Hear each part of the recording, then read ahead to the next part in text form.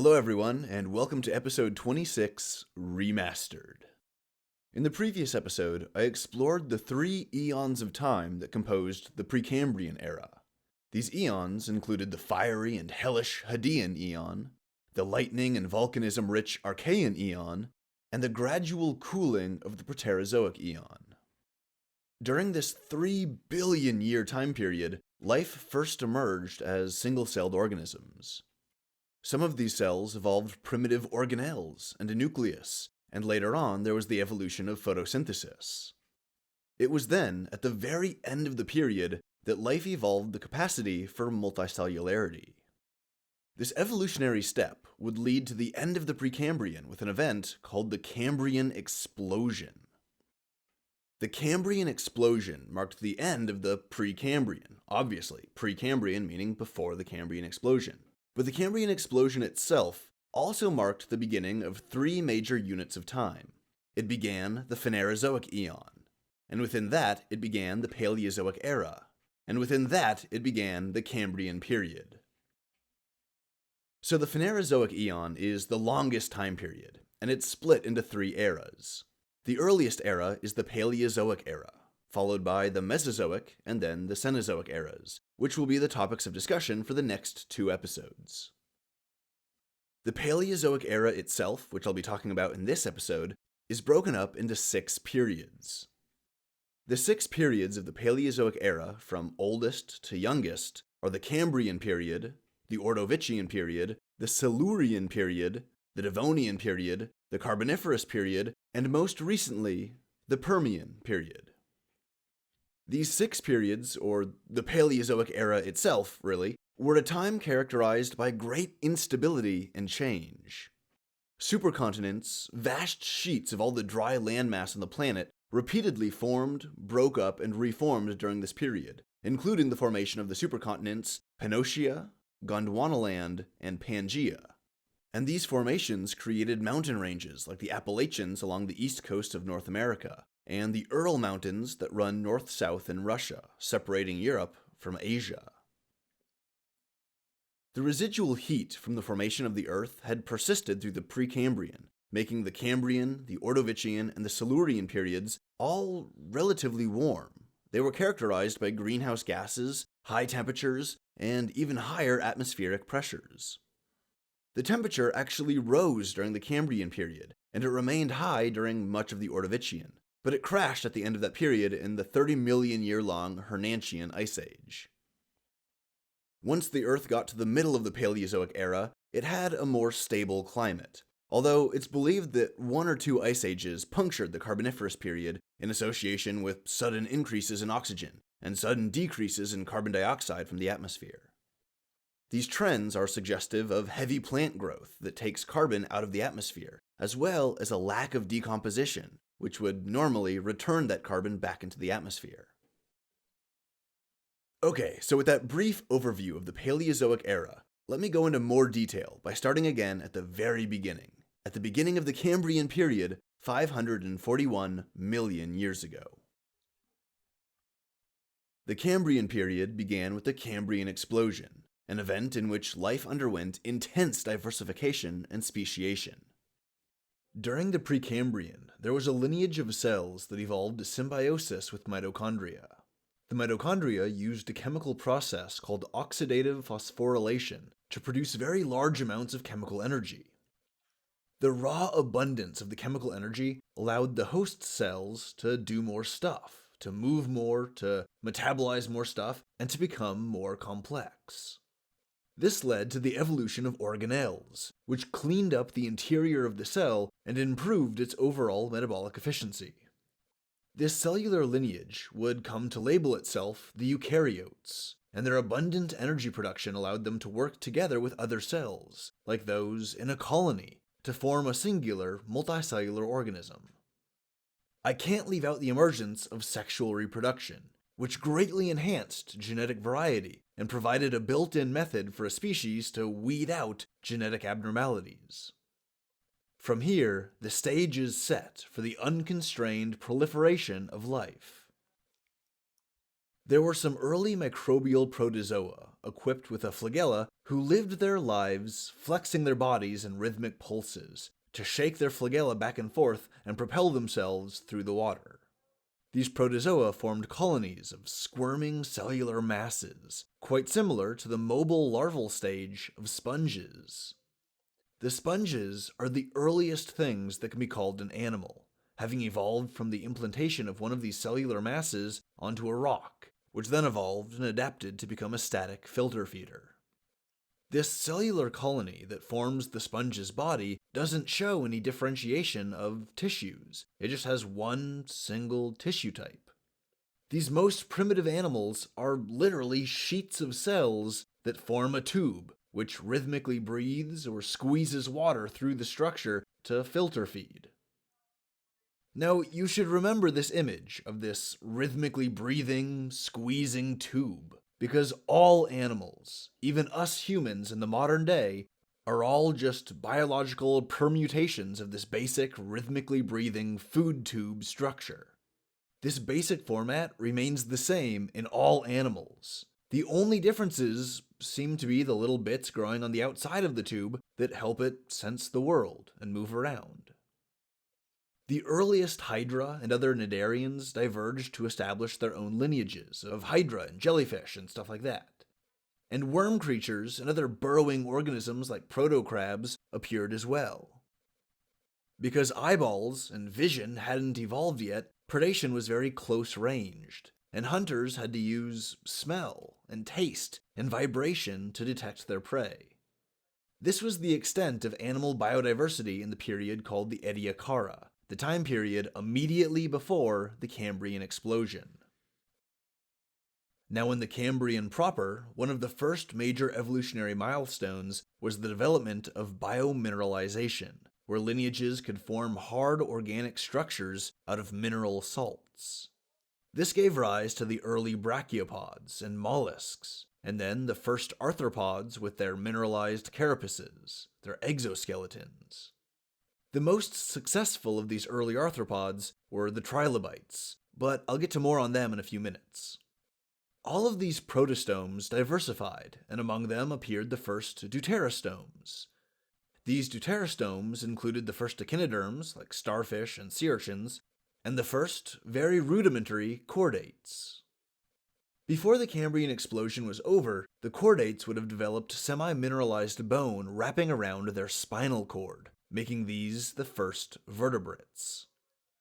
To get some perspective on just how primitive these Cambrian vertebrates were, consider the fact that eyes had only recently evolved, and the ability to see was only now starting to have ecological ramifications, like, for example, in the ways that a predator hunts its prey, and in the ways that the prey evades the predators. If that doesn't sufficiently show you how primitive these animals are at this point in the Cambrian explosion, then consider that they hadn't even evolved jaws yet. Jaws wouldn't appear for many more millions of years. That's how primitive and basal this early animal life is. Most of these early multicellular creatures that were emerging from the Cambrian explosion, most of them had soft bodies, meaning that they had no bones and no shells and no other hard parts at all, really. Their softer tissues are difficult to fossilize, and because of that, they've left very little evidence for us to examine 540 million years later. Fortunately, nature provided a mechanism for preserving soft tissues in the form of sedimentary deposits called Legarrestata. Furthermore, Legarrestata formed in an era with relatively low atmospheric oxygen, and possesses relatively little bacteria that are capable of decomposition. Because of this, all of these soft organic tissues that are preserved in Legarrestata deposits would decay very slowly, and they formed high-quality fossils with relative frequency. The downside is that Legarrestata is very rare. It only formed in a brief window of geologic time, and only in certain regions of the planet. As a result, the Legarrestata fossil record is not representative at all of the full diversity of animals that were present on Earth at the time of the Cambrian explosion. The animal life had enjoyed the oceans for quite a long time, but some creatures that crawled along the ocean floor had begun to crawl towards the land. The first animals to make landfall were the arthropods, specifically the trilobites, who could endure the harsh environment thanks in part to their protective calcium carbonate shells. These shells would fossilize much easier than the softer tissues of other contemporaneous animals, and as a result, these trilobites were overrepresented in the Cambrian fossil record. Shells also existed on a huge variety of other animals, like protosnails and tiny little protocrabs. In the oceans, animals scurried along the microbial mat-coated seabeds, burrowing into the thin films of cellular colonies to avoid predators. The collective burrowing behaviors of all of these macroscopic animals actually disrupted the microbial ecosystems within these microbial mats, and it led to the widespread death of a lot of these mat colonies. This, in turn, led to the extinction of many of the species that ate those microbial mats for food. Speaking of death and extinction, the Cambrian period experienced 3 separate extinction events. The first of these was the Ordovician mass extinction event, which occurred about 20 million years after the Cambrian Explosion, so about 520 million years ago, and it involved the disappearance of many species of shelled animals, of shelled marine life. The second mass extinction was the Ordovician extinction, which happened another 20 million years later, around 502 million years ago. This Ordovician extinction event saw the complete collapse of nearly 40% of all aquatic genera, so it was a pretty big mass extinction relative to the time period. The third and final extinction event in the Cambrian period happened near the end of the period, about 488 million years ago. And thus, it's called the Cambrian Ordovician extinction event, because it kind of acted as the border between the Cambrian and the Ordovician periods. There's some hypotheses as to what caused this Cambrian Ordovician extinction event, but it's not definitively certain.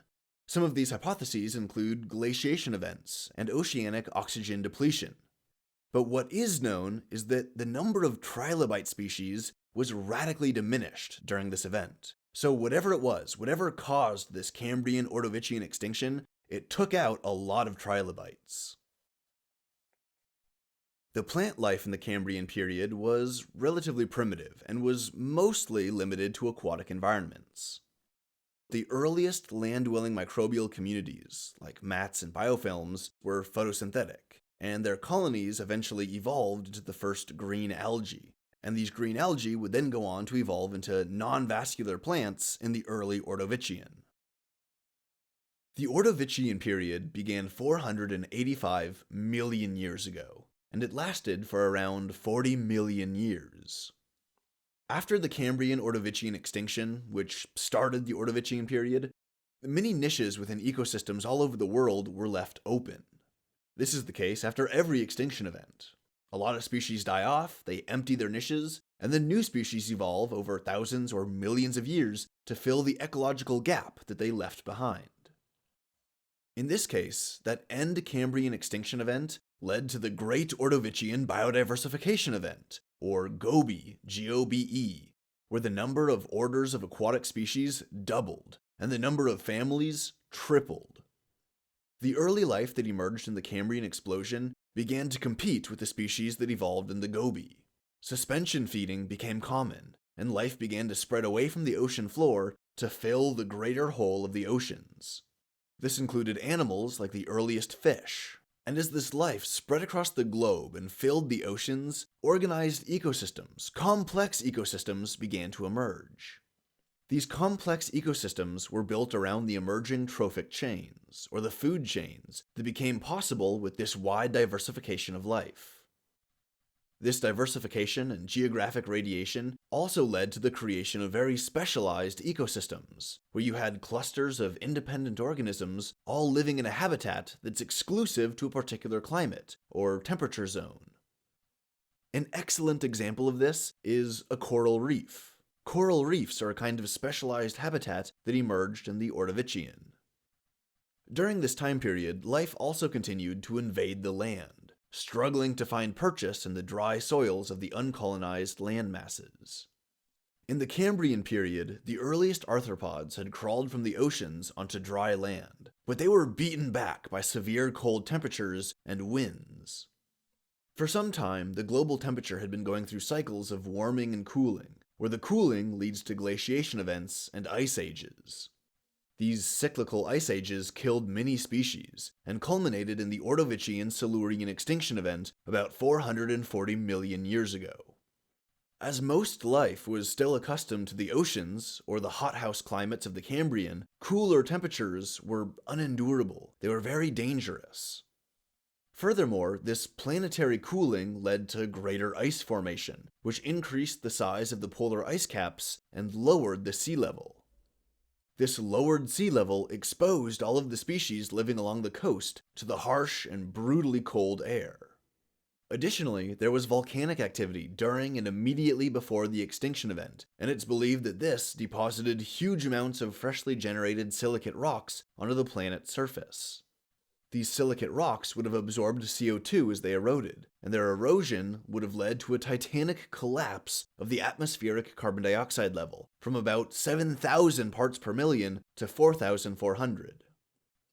Additionally, there was tectonic activity in North America that pushed up the Appalachian Mountains, and this led to the mass sequestration of carbon dioxide.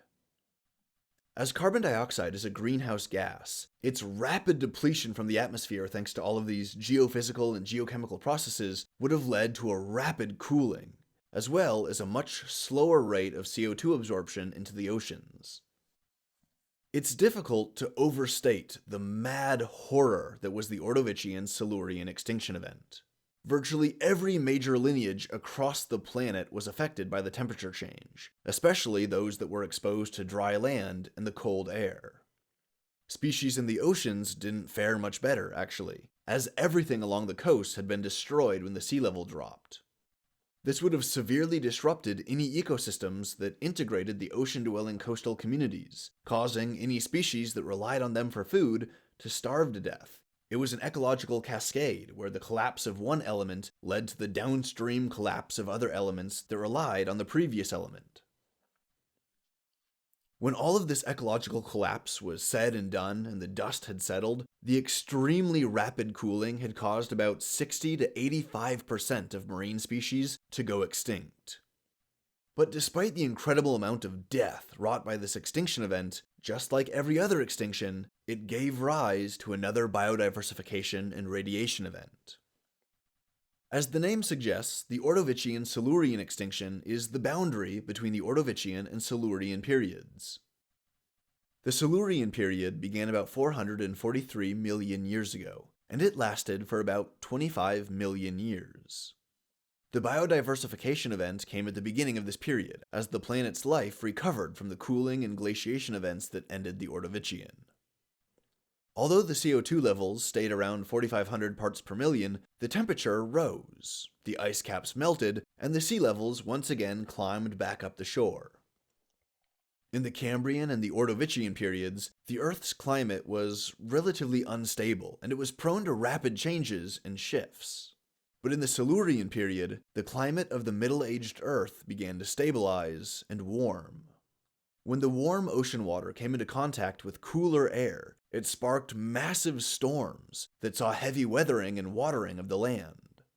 Near the end of the Silurian period, the global temperature took a brief dip, which coincides with a small extinction event called the Lau event. The Lau event was one of 3 small extinction pulses scattered across the Silurian, with the others being the Ordovician and the Mulda events. During the Silurian, life continued its slow, inexorable crawl deeper onto dry land. Plants like bryophytes made their first appearance in the dry soil, followed by small vascular plants like the extremely simple Cooksonia and Baragwanathia. The arthropods, who had previously attempted to invade dry land but had been beaten back by the harsh weather, attempted to colonize the land again, although their rate of diversification and geographic spread was relatively slow. This is because the interior regions of these supercontinents were inhospitable to most life. Because these inner continental regions were very far from the moderating effects of the ocean, they were susceptible to temperature extremes. You didn't have any water vapor in the air to hold on to heat, so at night it would get really cold. And because you didn't have any water to absorb the heat and kind of modulate the temperature, during the day, especially during the summers, it could get extremely hot. The Silurian was also the period during which the first animals evolved to live exclusively on land, including the arachnids and the millipedes. Just like the life in the early oceans, the life on land was beginning to become more and more complex. Naturally, this meant that land-based ecosystems were becoming more sophisticated, and food chains began to emerge as predator-prey relationships were established. After recovering from the extinction event that ended the Ordovician, life in the oceans thrived. Sea scorpions, called eurypterids, grew to be several meters long, and taxa like mollusks and bryozoa and trilobites developed or redeveloped an extensive diversity.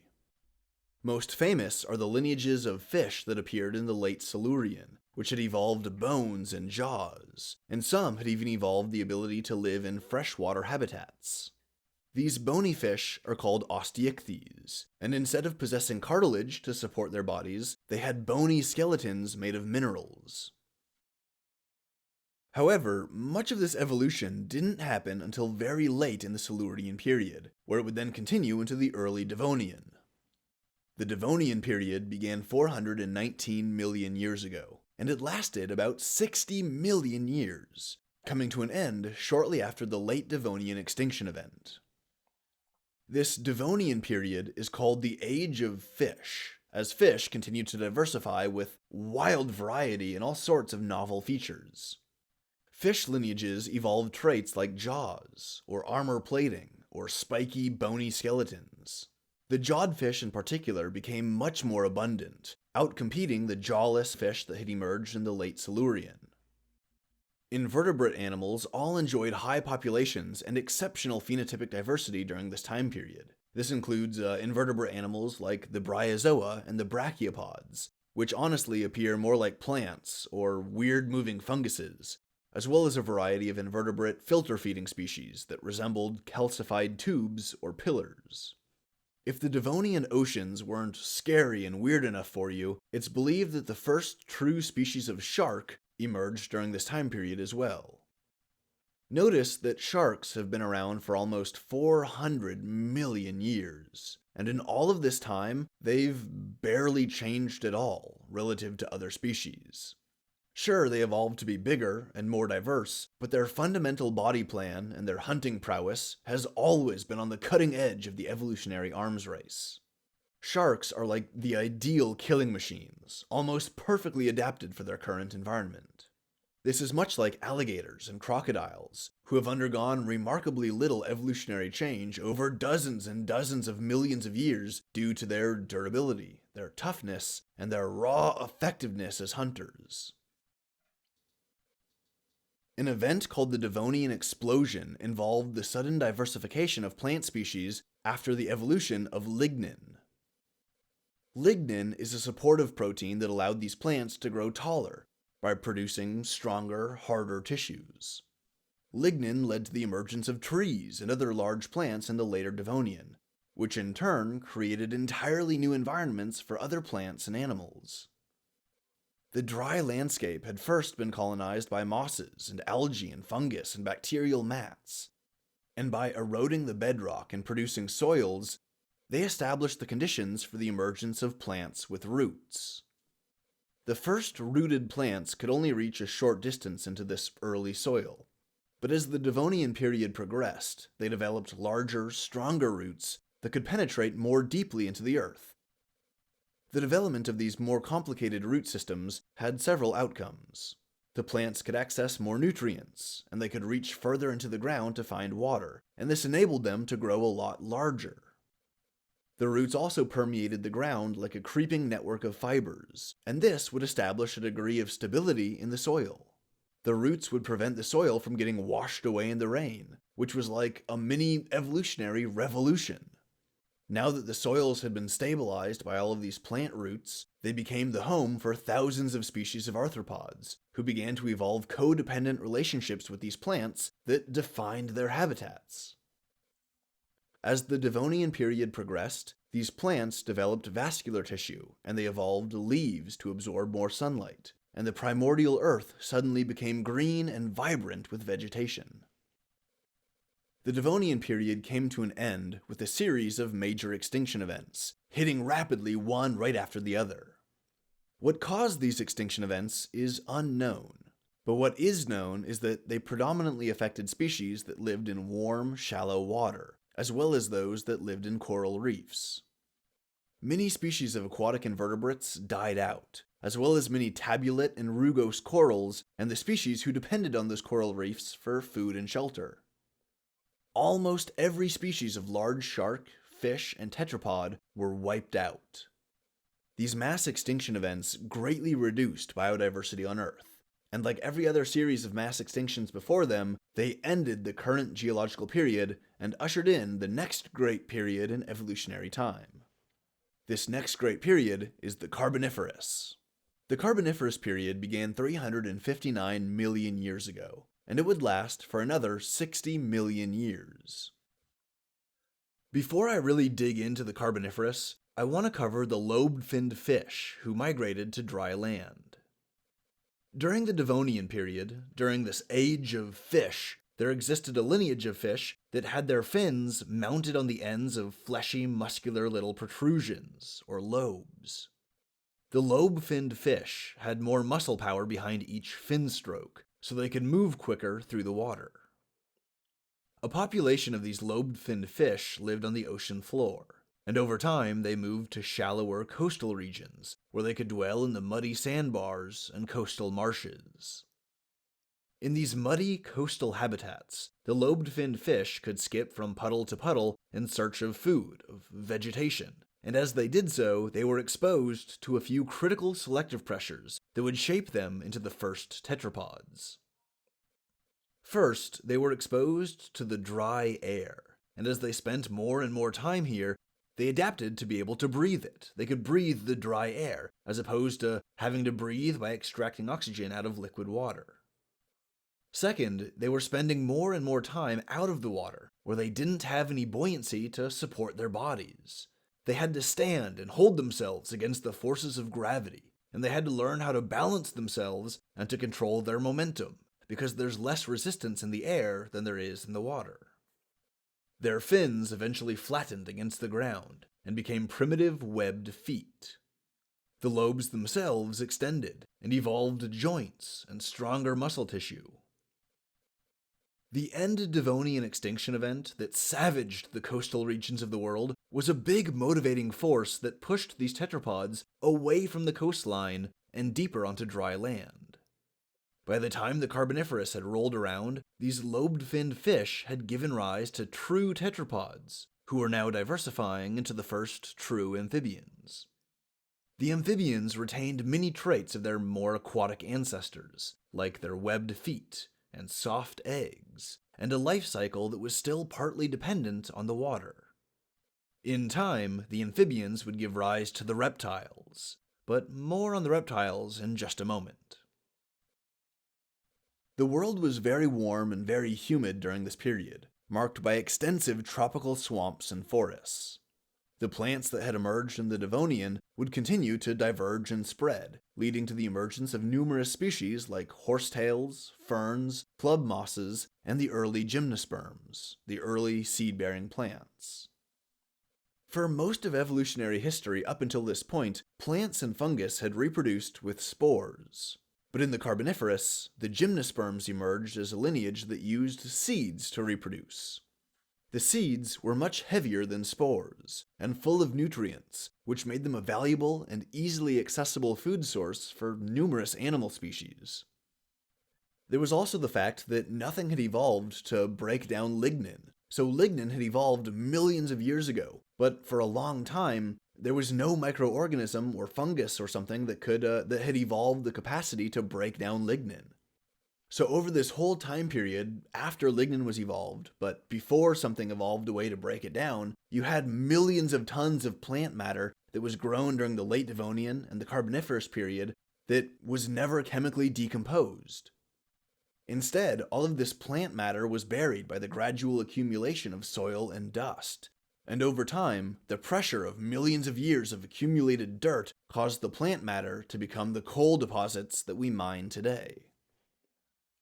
This is actually a really interesting and really critical detail in the Earth's natural history, because if vegetation continued to keep growing for these millions of years and soaking up all of this carbon that would never get decayed and return to the atmosphere, if that kept going, then it's quite possible that the Earth today would not have enough available carbon to sustain a complex ecology. All of the carbon that would have been available was instead sequestered in all of this plant matter that never got decomposed, and all of that carbon eventually got turned into coal. So if it wasn't for fungus evolving the ability to break down lignin, then we quite possibly would not be alive today.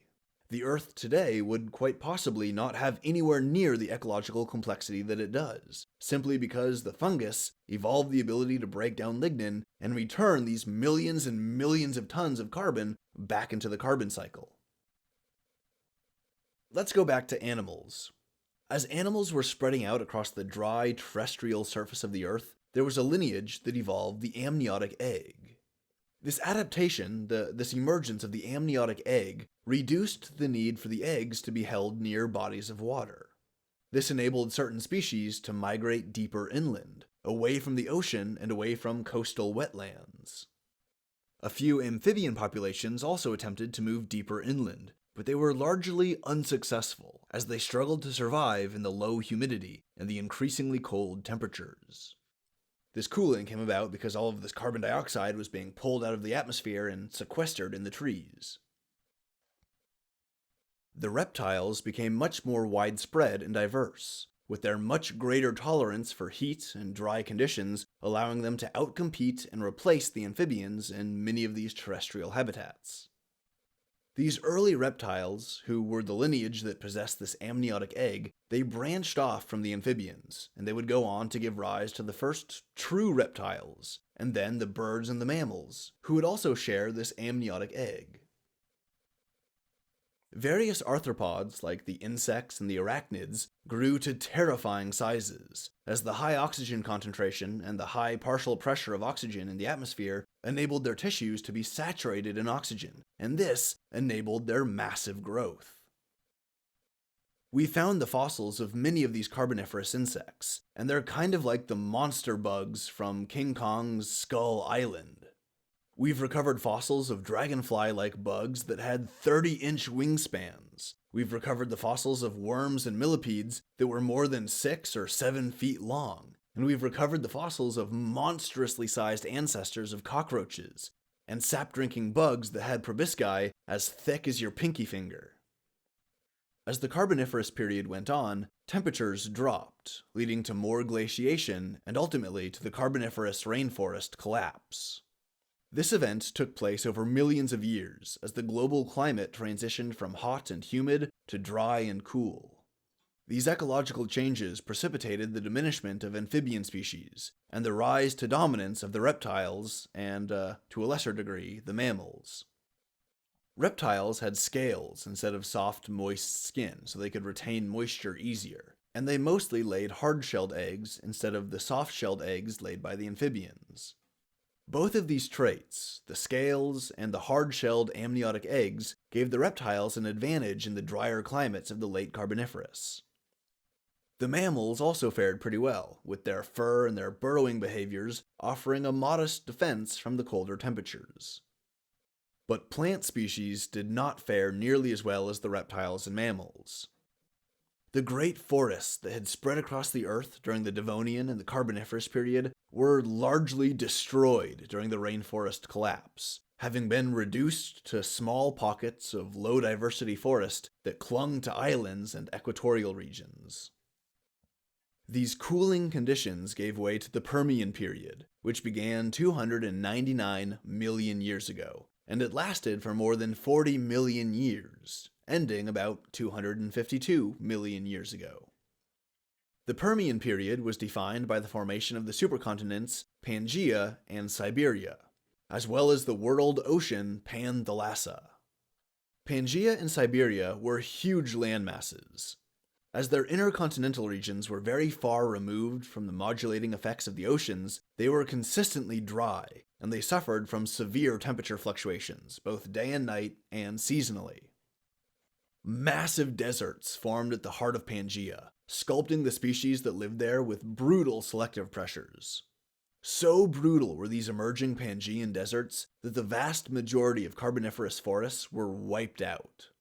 In fact, there were so few plants to cover the ground here that newly formed rocks were sunburned. Without having any plant cover, the sun's boiling gaze actually altered the chemical composition in the rocks, turning them red with iron oxides. Although the early Permian saw the continued growth and expansion of Carboniferous forests, by the mid-Permian, this growth and biodiversity had slowed. The seed-bearing plants, like ferns and conifers, became the dominant plant species in the inner continents, while in other places, away from the brutal heat and dryness of the inner continents, plants and animals continued to evolve. Species like the cycads and ginkgos emerged, as did many new species of insects like the beetles, cicadas, and aphids. The cockroach ancestors that had become prominent in the Carboniferous period were wildly successful in the Permian. Their descendants, the relatives of the cockroaches, were relatively well equipped to compete in the Permian evolutionary arena. They had protective exoskeletons, relatively decent vision, well-developed legs and wings, and an omnivorous digestive system that gave them remarkable flexibility and adaptability with their diet. The dragonflies remained the dominant flying arthropod species, even competing with birds for food and habitats. It was in the Permian that entire ecosystems worth of animal life had adapted entirely to terrestrial conditions. The descendants of the small animals that had survived the end Devonian extinction events had gradually increased in size throughout the Carboniferous, and this trend continued into the Permian. This period saw the emergence of the first large tetrapods, both herbivores and carnivores. A particular group of reptiles called the diapsids emerged, and these would go on to become the dinosaurs. I'll talk more about the dinosaurs in the next episode, as they dominated the Earth in the Mesozoic era. While life spread across the supercontinents and evolved to fit into many different niches, Pangaea had become drier and drier, its deserts more and more brutal, until eventually it led to an event called the Great Dying, nearly 250 million years ago, which was by far the most severe and widespread mass extinction event of all time. The Great Dying, or the Permian-Triassic extinction event, was hands down the most horrifically destructive and lethal extinction event to ever curse the life on the planet Earth. It's believed that up to 70% of terrestrial vertebrate species were totally wiped out, and even worse, nearly 97% of aquatic species went extinct. It's not known for sure what caused this giant, horrible mass extinction event, although numerous hypotheses have been put forward. Some of these hypotheses posit a catastrophic event like a meteor impact, the sudden release of massive amounts of methane from the ocean floors, or the eruption of one or more supervolcanoes. Other hypotheses posit that the extinction was caused by a more gradual event, or events, like lowering oxygen concentrations in the ocean, or the increasing aridity that seemed to define the Pangaean heartland. A decrease in oxygen concentration would have increased the viability of sulfate-reducing bacteria, who would then respirate hydrogen sulfide back into the atmosphere. This would have poisoned many plant and animal species, and it would have weakened the ozone layer such that UV radiation could kill off almost everything else. There's evidence supporting all of these extinction hypotheses, but it's not quite decided which one was the ultimate cause. It's possible that multiple different events, both cataclysmic and gradual, were evolved in the mass extinction. Whatever the cause or the causes may have been, the Great Dying brought the Paleozoic era to a cataclysmic end. And it also brings us to the end of this episode. I hope you learned a lot of cool stuff about the Paleozoic era and the early history of life on Earth. I know that I learned a ton of fascinating stuff while doing the research for this episode. If you liked this episode, then give it a thumbs up, give it a like and share it with some of your friends. And if you like not just this episode, but this whole series on evolutionary history, and if you like all my series on all sorts of biological topics, then hit the subscribe button so that you can enjoy new episodes every Monday. The next episode in this series on the evolutionary history of life on Earth will cover the Mesozoic era and all of the dinosaurs that walked across the surface of the Earth. If that sounds like it might be interesting to you, then be sure to come by next week and check it out. And as always, thanks for listening.